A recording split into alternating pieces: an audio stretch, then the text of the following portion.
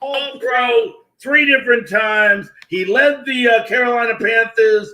I guess the way they say it's the 2003 season, 2004 Super Bowl, or Super Bowl 38. Let's welcome in Stephen Davis.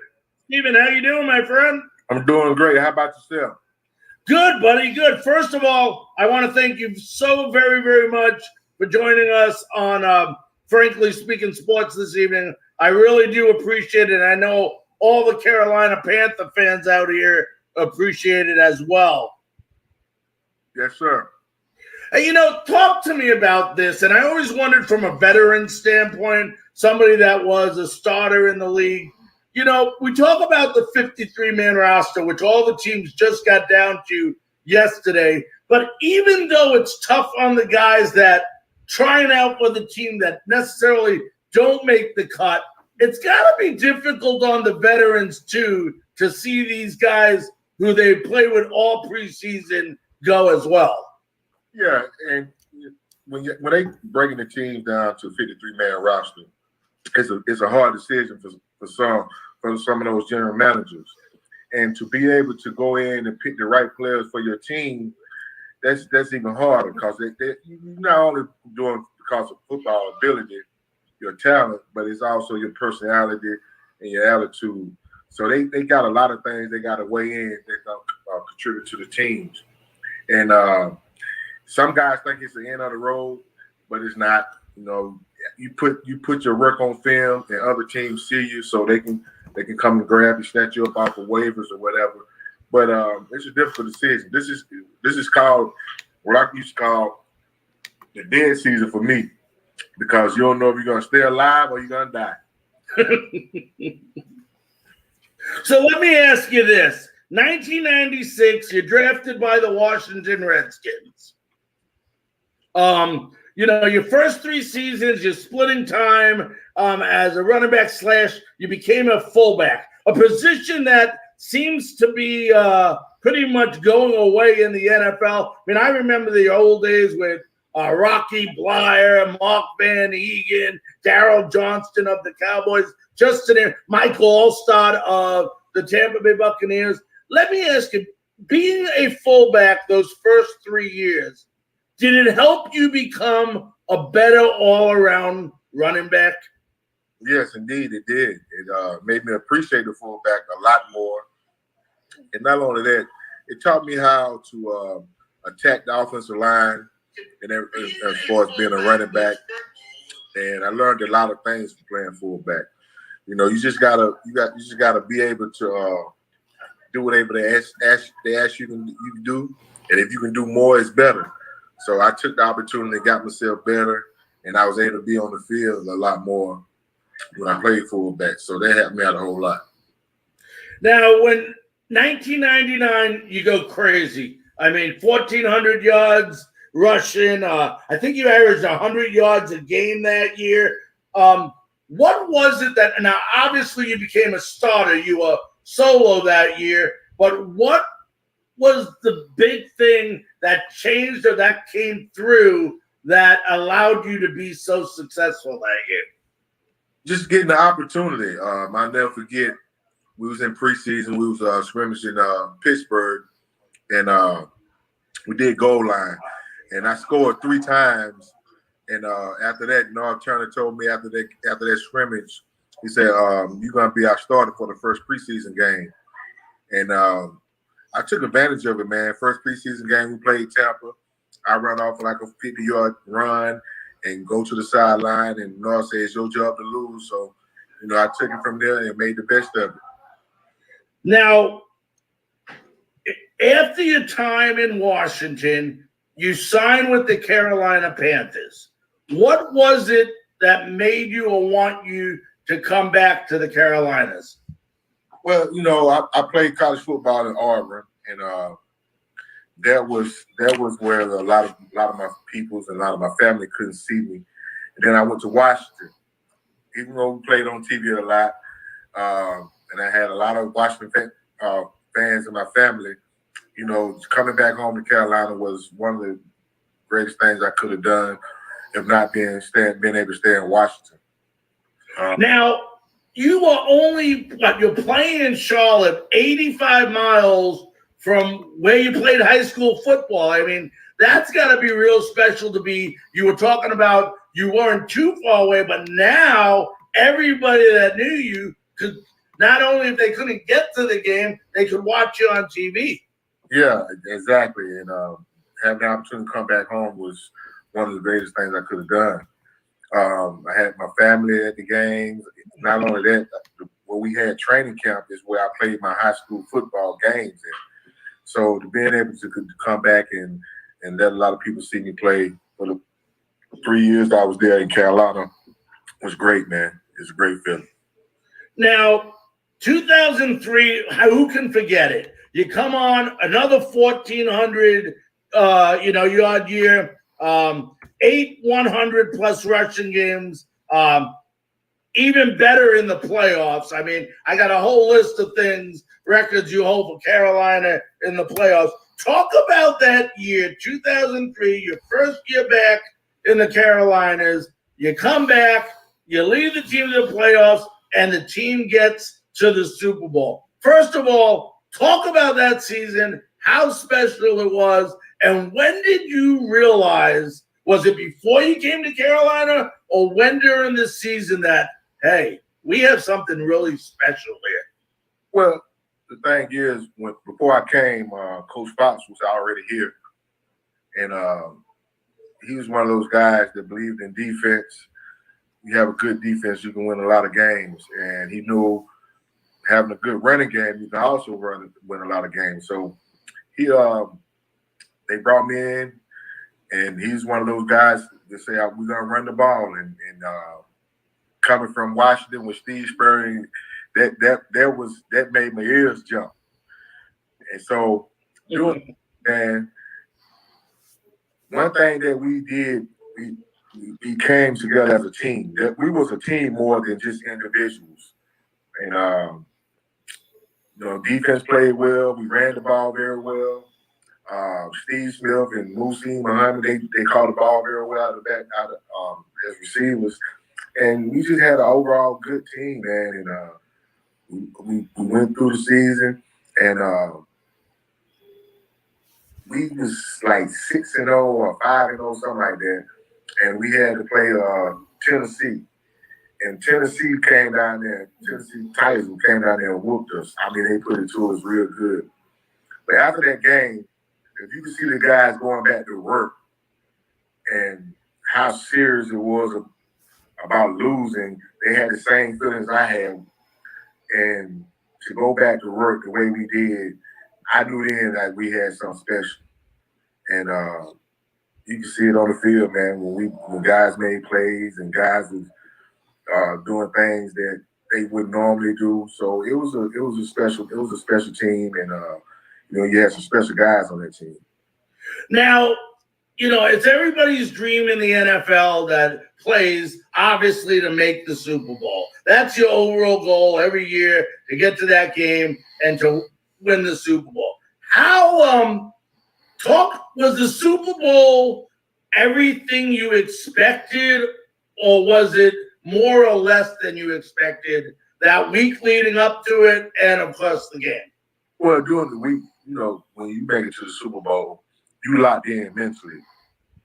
You locked in mentally as preparing, practicing, and going out and executing on that Sunday, the thing that you prepare for. And the thing that I really enjoyed about it is seeing my family had the experience of being at the Super Bowl, coming to see someone that's in their family, their dad, my wife, stuff like that. So it was a great feeling, man, and that was a special moment for me because my family did get to enjoy it, and I was more focused in on the game. I let them do what they had to do, what they wanted to do. But the Super Bowl is everything and more. That's the greatest sporting event in the world, and to be able to play in one of those was even greater feeling.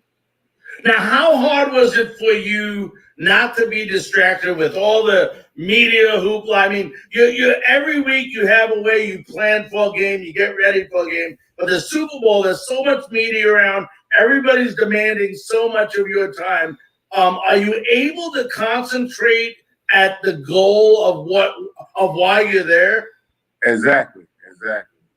That's why we call professionals, because we can lock in, and I think that's some of the greatest attributes that we have as athletes is when the pressure is on, you lock in even more on something that you're trying to achieve, and that's what we did. Now, Steven, the next season you got hurt. I don't remember exactly what the injury was, but how discouraging was that? And did you know when you got hurt that following year that, your career was at jeopardy?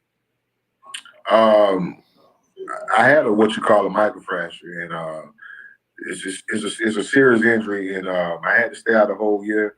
And my thing was I always walk away from the game, and that's what I did. But that injury put a lot of doubt in my mind. But I came back and had a decent season, had a pretty good season. But but when I was going through everything, I wanted to get back on the field. That way, it motivated me even more to get back out there. When I got out there, I did very well.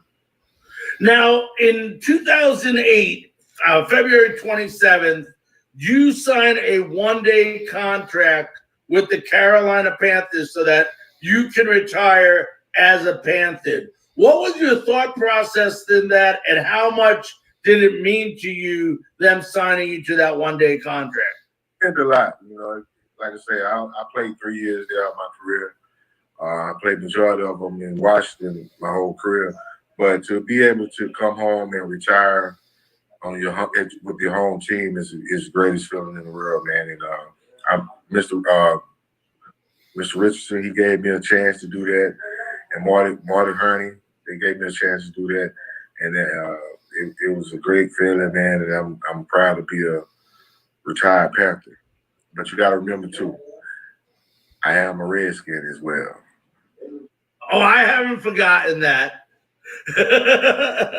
Those were some great years, yeah. When you have a couple 1,000 yards over there, great career there. And I remember those days as well because I'm that age, so I can say that.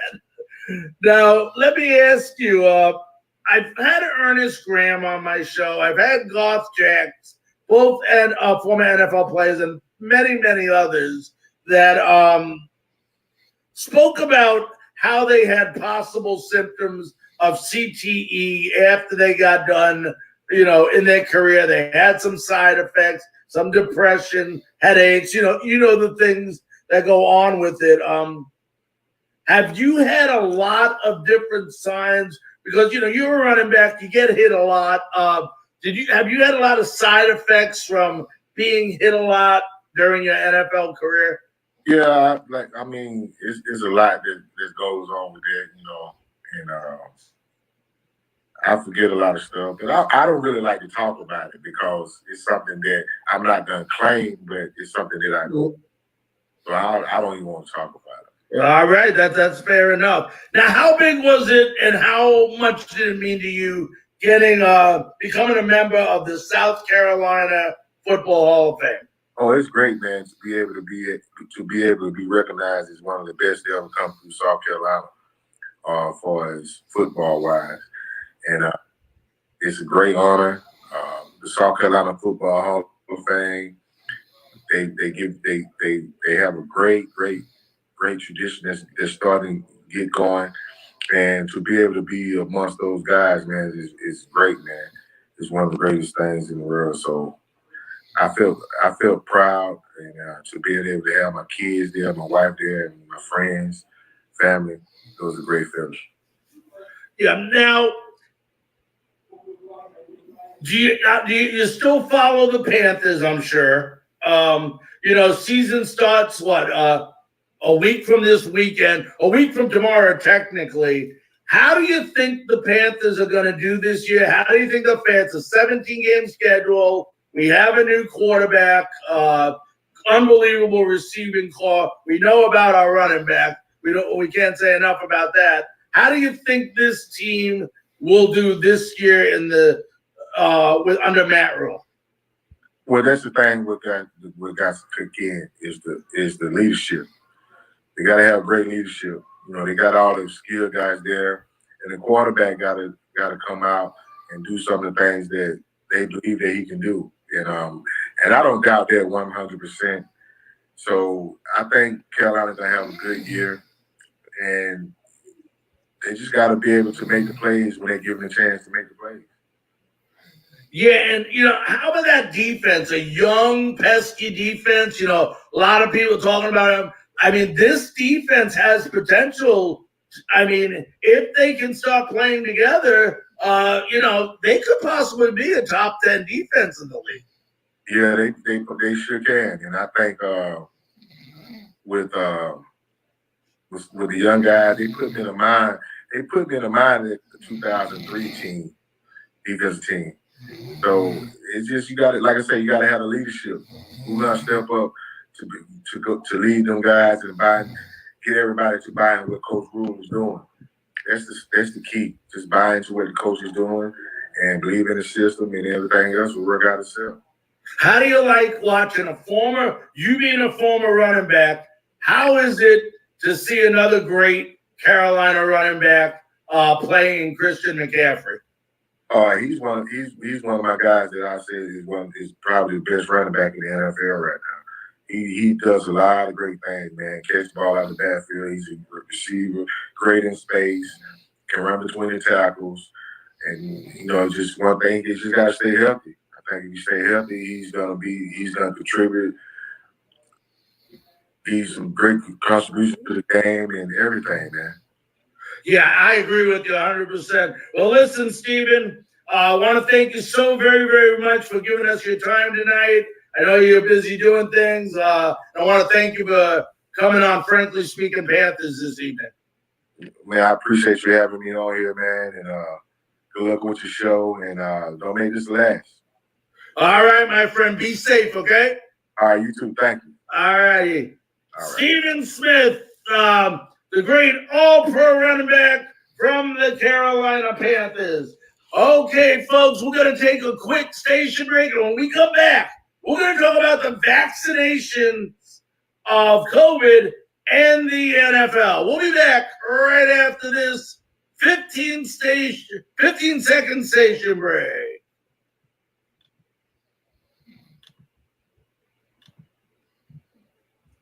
You are watching Frankly Speaking Sports, live from Charlotte, North Carolina. Ladies and gentlemen, welcome back to Frankly Speaking Sports. And, what a great interview.